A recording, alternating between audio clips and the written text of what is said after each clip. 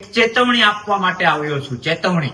જેતપુર અને જેતપુરમાં જે રાક્ષસી ઉદ્યોગો છે, સાડી ઉદ્યોગ અને એ રિલેટેડ ઉદ્યોગ કે જે ઝેર ઓકી રહ્યા છે, નદીઓને બરબાદ કરી રહ્યા છે, જમીન, ખેડૂતની આવતીકાલ, ખેડૂતોનું શરીર, પીવાલાયક પાણી, ધરતીનું તળ, બધું રાક્ષસી વૃત્તિથી એ લોકો બરબાદ કરી રહ્યા છે. અને એના માટે ચેતવણી આપું છું.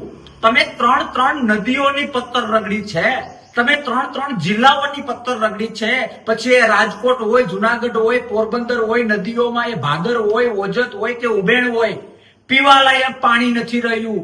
ખેડૂતો સ્કિન અને શરીરના રોગોથી બરબાદ થઈ રહ્યા છે. ખેડૂતોની નસલ અને ખેડૂતોની આવતીકાલને તમે તમારા 2 કોડીના નફા માટે બરબાદ કરવા જઈ રહ્યા છો. ચેતવણી આપું છું, 10 દિવસ આપું છું. તમને સરકારનો નશો છે, સરકારને એની બહુમતીનો પાવર છે.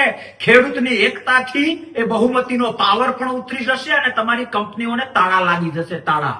મારા શબ્દો યાદ રાખજો. 2 જ રસ્તા છે. લાઇટલી લેવાની ભૂલ ન કરતા.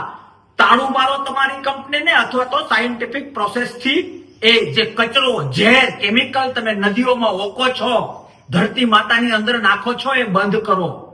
પાપ કરી રહ્યા છો, પાપ. ભારતીય સંસ્કૃતિમાં ધરતી એ માતા છે, નદી એ માતા છે, ખેડૂત એ જગતનો તાત છે. અને એ લોકોને તમારા 5 પૈસાના નફા માટે તમે બરબાદ કરી રહ્યા છો. વર્ષોથી લોકો મહેનત કરે છે અને તમારા પેટનું પાણી નથી હલતું. પણ લાઇટલી ન લેતા 11 દિવસ આપું છું.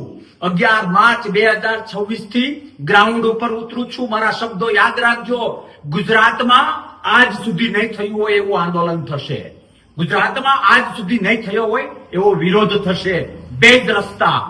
તમારી કંપનીને તાળું, અથવા તમારા નશાના, તમારા એ નફાના નશાને નાથવા માટે આ કેમિકલ વાળું પાણી જે ધંધો કરો છો એ બંધ કરો.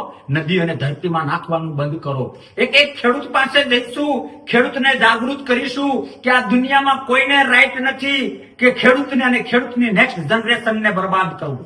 કોઈને રાઈટ નથી કે ધરતી માતાનું તળ, જે પાણીનું તળ છે, એ પ્યોર પાણીમાંથી કેમિકલ બનાવવું.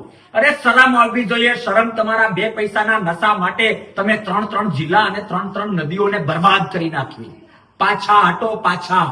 બાકી એ તાકાતથી સામનો કરવામાં આવશે કે ફરજિયાત તાળા મારવા પડશે. લાઇટલી ન લેતા, લાઇટલી લેવાની ભૂલ ન કરતા, નહીં તો જોવા જેવી થશે. જય હિન્દ. ભારત માતા કી જય. જય જવાન, જય કિસાન.